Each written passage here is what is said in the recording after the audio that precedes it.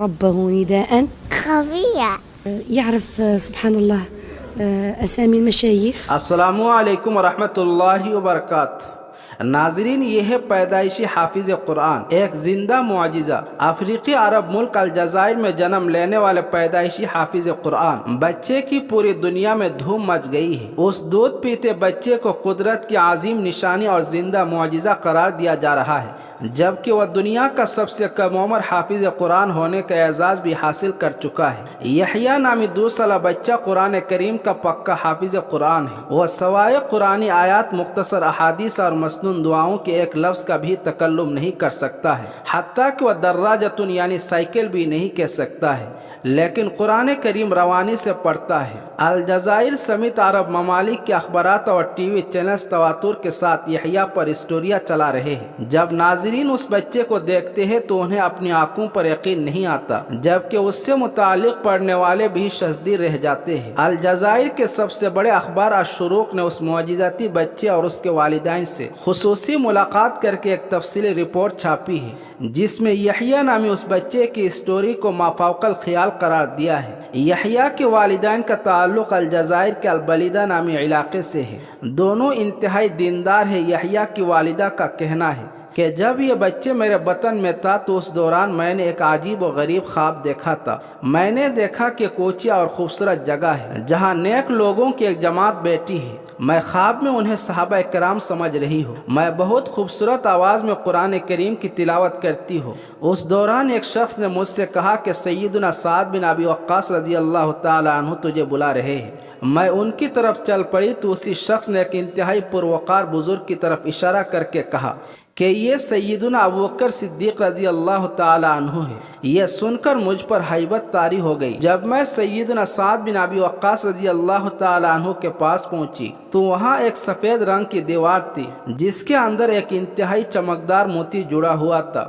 سیدنا سعد رضی اللہ تعالی عنہ نے مجھ سے فرمایا کہ یہ موتی تمہارا ہے، اسے لے لو۔ چنانچہ میں نے اسے نکال کر لے لیا، جس کے بعد میری آنکھ کھل گئی۔ میں اس عجیب و غریب خواب کی تعبیر کے لیے کسی اچھے عالم دین کے پاس جانے کا سوچ رہی تھی کہ اس دوران میں نے ایک اور خواب دیکھا کہ میں کعبہ شریف کے سامنے مطاف میں موجود ہوں۔ وہاں پر موجود سب لوگ میرے لیے جگہ بنا رہے ہیں اور مجھے بڑے احترام کے ساتھ کعبہ شریف کے اندر لے جا رہے ہیں۔ اس کے بعد جب اس بچے کی ولادت کے دن قریب آئے تو خواب میں مجھے کسی نے ندا دی جس میں سورہ مریم کی 10ویں آیات مجھے سنائی گئی۔ ترجمہ: آئے زکریا، ہم آپ کو ایک بیٹے کی خوشخبری سناتے ہیں جس کا نام یحییٰ ہوگا۔ یہ آیات پہلے مجھے یاد نہیں تھی۔ خواب میں سننے کے بعد مجھے اظہر ہو گئی۔ میں اس آیات کو بچے کی ولادت تک دہراتی رہی۔ جب یہ بچہ پیدا ہوا تو ہم نے خواب کے مطابق اس کا نام یحییٰ رکھ دیا۔ اس بچے کا دایاں ہاتھ 6 انگلیوں پر مشتمل ہے۔ ہم ایک انگلی کو زائد سمجھ کر کٹوانے کے لیے ہسپتال لے گئے تو ڈاکٹروں نے ٹیسٹ کے بعد بتایا کہ اگر اس انگلی کو کاٹ بھی دیا جائے تو یہ دوبارہ نکل آئے گی۔ اس اضافی انگلی کے ساتھ یحییٰ کا دایاں ہاتھ ایسا لگتا ہے کہ جیسے حق تعالیٰ کا اسم مبارک لکھا ہو، اس لیے ہم نے اسے کٹوانے کا ارادہ ترک کر دیا۔ یحییٰ کی خالہ کا کہنا ہے جب اس بچے کی عمر 40 دن ہوئی تو ایک دن میں نے دیکھا کہ یہ اپنی ماں کے ساتھ سویا ہوا تھا اور اس نے اپنے ہاتھ کی شہادت کی انگلی کو ایسا اٹھایا تھا جیسے کلمہ شہادت پڑھتے وقت اٹھایا جاتا ہے۔ ان کا مزید کہنا تھا کہ یحییٰ عام بچوں کی طرح روتا بھی ہے، لیکن جیسے ہی قرآن کریم کی تلاوت اسے سنائی جاتی ہے تو یہ فوراً خاموش ہو جاتا ہے۔ یحییٰ کے بارے میں اس کے اہل خانہ اس وقت حیرت میں مبتلا ہوئی جب اس کی عمر 1 برس ہوئی تو اس نے دیوار میں لگے فریم کی جانب اشارہ کیا اور اس پر لکھے ہوئے کلمہ طیبہ کو پڑھنے لگا۔ اس کے بعد یحییٰ قرآن کریم کھول کر اس میں آیات سجدہ ڈھونڈ کر پڑھنے لگا۔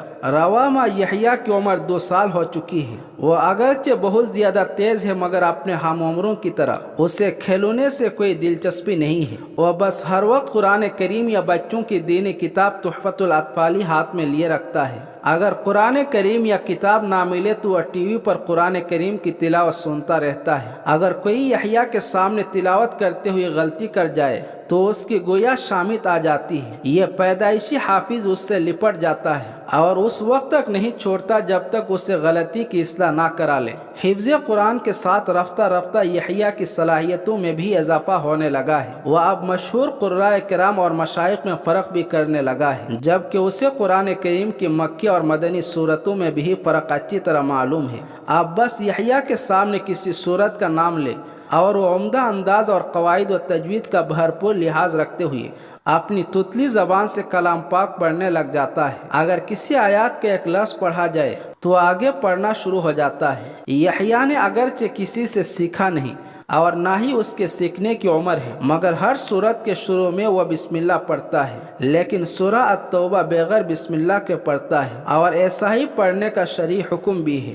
یحییٰ گھر میں تو کچھ خاموش رہتا ہے، مگر وہ اپنی ماں کے ساتھ باہر نکلتا ہے تو وہ مسلسل قرآن کریم ان آیات کی تلاوت شروع کر دیتا ہے جن میں عذاب الہی سے ڈرایا گیا ہو یا نعمتوں کی خوشخبری سنائی گئی ہو۔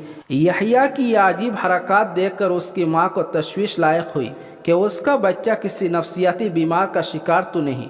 وہ اسے نفسیاتی امراض کے ماہرین کے پاس لے گئی، مگر ڈاکٹروں نے اسے تسلی دی کہ اس بچے کو کوئی بیماری لاحق نہیں۔ پھر یحییٰ کی ماں کو بعض لوگوں نے بتایا کہ اس بچے کو جنات نے اپنی گرفت میں لے رکھا ہے، وہی اس کی زبان سے بولتے ہیں۔ تو یحییٰ کی ماں اسے لے کر علاقے کے بڑے عالم دین عامل کے پاس چلی گئی۔ جب عامل یحییٰ پر دم کرنے کے لیے قرآن آیات پڑھنے لگا تو اس نے بھی اس عامل کے ساتھ پڑھنا شروع کر دیا۔